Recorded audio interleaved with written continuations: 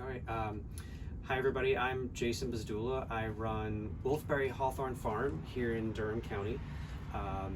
I do plants, produce, and microgreens, and my specialty is the more unusual or less common produce.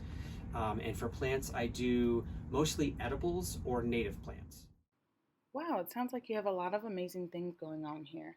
Now, we know you're a recipient of the Ag Economic Development Grant Award, and we'd like to know a little bit about how those funds have helped you manage your operation. Sure, we are standing in the project that money went for. So I was able to use that funding to build this greenhouse, which has been huge help for me because I've been expanding the plant side of my business.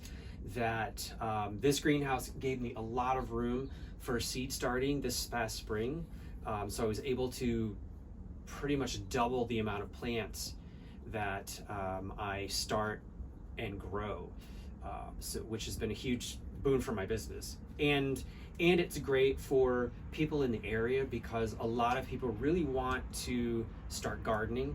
They want to grow either some produce, some herbs, maybe like some figs or another fruit tree, or they really want to put native plants in to really help our native pollinators and other native wildlife and just the planet in general. So it's been really great because I've been able to expand on both those fronts, and people have been really excited about it. Wow, it sounds like a great way for the community to volunteer and get involved. As a second year recipient of the award, can you tell us a little bit about future plans for your operation here? This year's grant, I will be building a walk-in cooler. And a walk-in cooler is really essential to grow the farm and the business. Right now, it's hard to find places to put the produce once I've harvested it. I've got a small, like dorm size refrigerator that I use for some stuff, and then I have to use coolers and cooler packs because I harvest everything the day before market, and so it's kind of hard to find places for it. So a walk-in cooler is going to be a huge help to be able to put everything in there and have room to be able to put more produce in there. Wow, that sounds like a lot of amazing work. For folks who are watching and want to get involved, what is the best way to support you?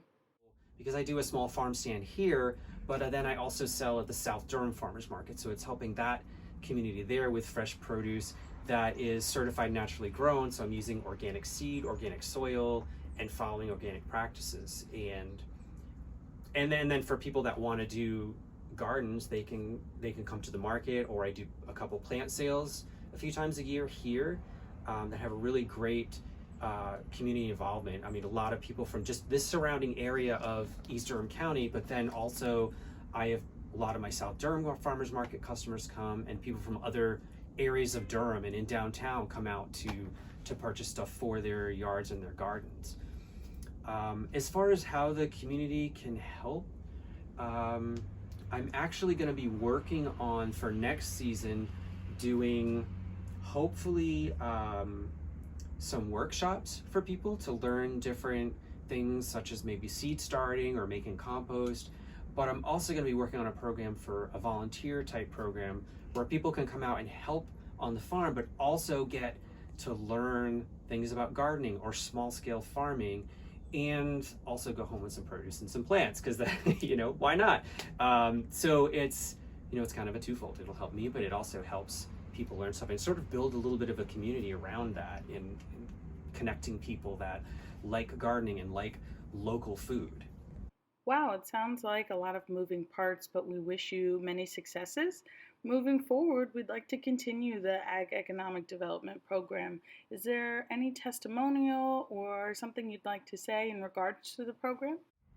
Yeah, I mean, this program has been great. It's when you're starting out farming, especially, I mean, farmers don't make a huge amount of money in general, unless you're like a huge, conglomerate. So it's sometimes hard to get the resources to invest in infrastructure.